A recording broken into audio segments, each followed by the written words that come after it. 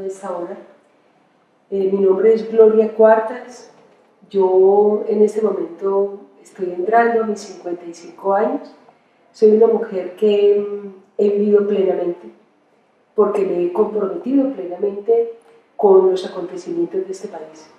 Y voy a hacer como un pequeño resumen de lo que ha significado hoy ver una experiencia de 20 años atrás.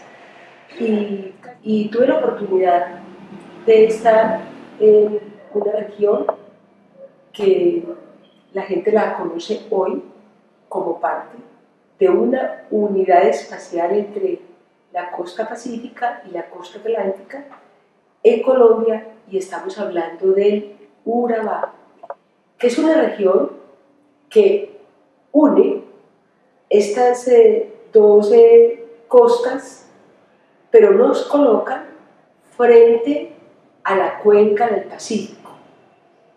Hoy se habla en este mundo de la globalización neoliberal capitalista de ese modelo de desarrollo puesto en el intercambio del libre mercado. En el Urabá, siendo un lugar retirado, el Urabá recoge esa experiencia del lugar, pero puesta en los acontecimientos globales.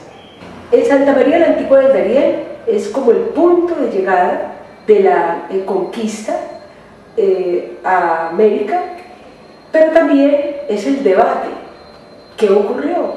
Si hemos podido reconocer las culturas, el proceso histórico de los cunas, de los pueblos indígenas que habitan y habitaron unos espacios específicos que nos han dejado un legado cultural. Lo que tenemos memoria es una memoria de destrucción, una memoria de ruptura, una memoria de duelos, y cómo las mujeres leemos los factores reales de poder, cómo pasa por nuestro cuerpo, cómo evidenciamos como mujeres, porque las mujeres no tenemos una mirada ingenua y no tenemos una mirada neutral de los hechos.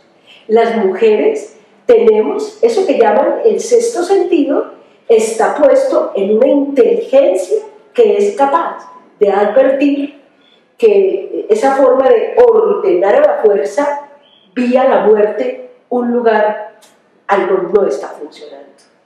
Y en este proceso entonces vi asesinar 1.200 personas. Yo que ese lugar que yo di testimonio que tenía una posibilidad en la selva, que tenía una posibilidad de la gente, de las relaciones solidarias, de economía solidaria, de relaciones sororas y fraternas, todo fue destruido, todo fue roto. Se rompieron las relaciones económicas, se rompieron las relaciones afectivas de los vecinos, se polarizó el municipio, la gente y los jóvenes que vieron asesinar y violar a sus mamás, a los viejos, tomaron una decisión. Los más jóvenes no salieron de su tierra, se quedaron en la montaña, no fueron los factores de poder, fue una niña que actuó, una actora femenina de 12 años que me dice, tal vez sin teorías, tal vez sin análisis estructurales de lo que estaba pasando en el país, tal vez sin saber a ciencia cierta, sino la sangre que se derramaba, me dice, alcaldesa, los niños y las niñas no nos vamos a dar. Y eso fue determinante en mi vida.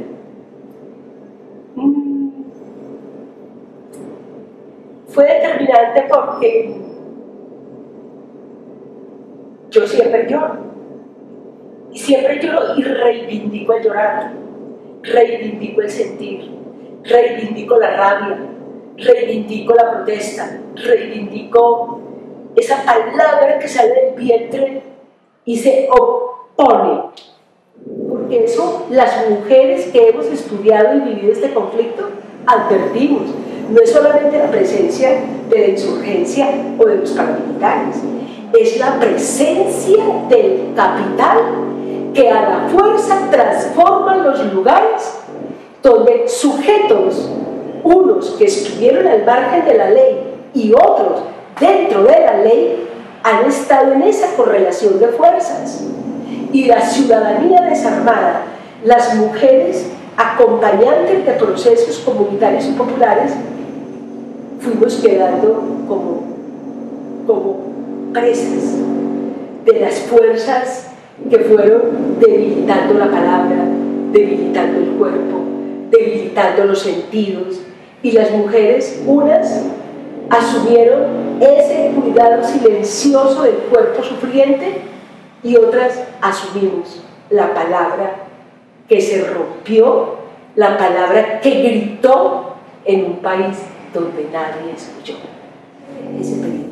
Explico esto porque es la primera vez en la historia colombiana que al analizar el genocidio de la Unión Patriótica, una mujer que fue testigo directa en la guerra le dice a quienes están estudiando el momento político del país, a quienes están analizando el proceso del posconflicto, a quienes están estudiando el papel político de las mujeres.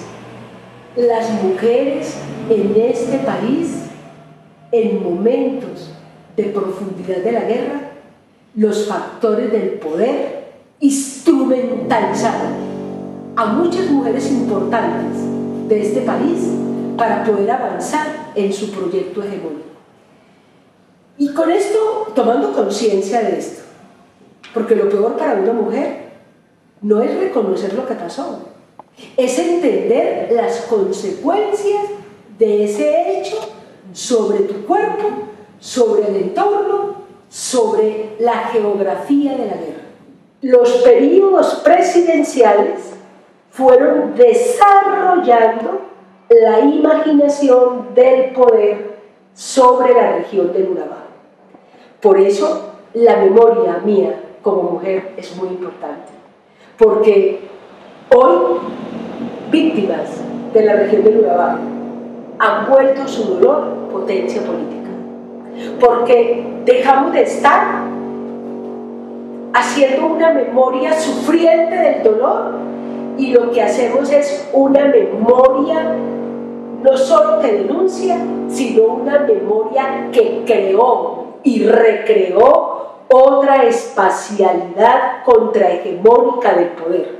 O sea, muchas mujeres y hombres en la región del Urabá construimos de una manera alterna al capital que se impone una espacialidad distinta, y hoy existe por decisión propia una comunidad que se llama San José de Apartadó, una comunidad donde las mujeres han pintado el dolor de la guerra, pero también han dejado en pinturas propias lo que es una educación nueva, cómo se trabaja en la Universidad de la Resistencia, cómo producen el cacao, cómo comercian el cacao con Alemania, cómo construyen a través de la internet y de los audiovisuales una manera de ir creando una espacialidad a distintas escalas, de lo local a lo internacional, y han construido un nuevo imaginario de la resistencia ante la justicia, ante la impunidad,